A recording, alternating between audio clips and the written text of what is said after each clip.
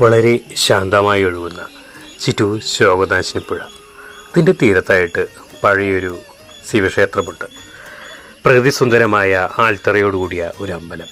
അവിടുത്തെ പഴമയുടെ കാഴ്ചകൾ നമുക്കൊന്ന് കണ്ടാലോ. വീഴുമീ നാലുകെട്ടിൽ നിന്റെ പാദങ്ങൾ തൊട്ടപ്പോൾ പൗർണമിയ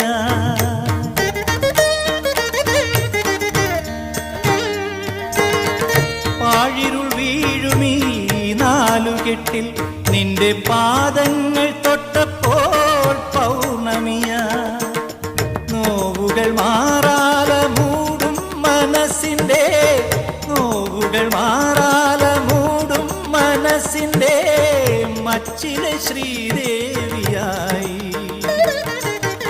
മംഗലപ്പാലയിൽ മലക്കുടമായി മണിനാ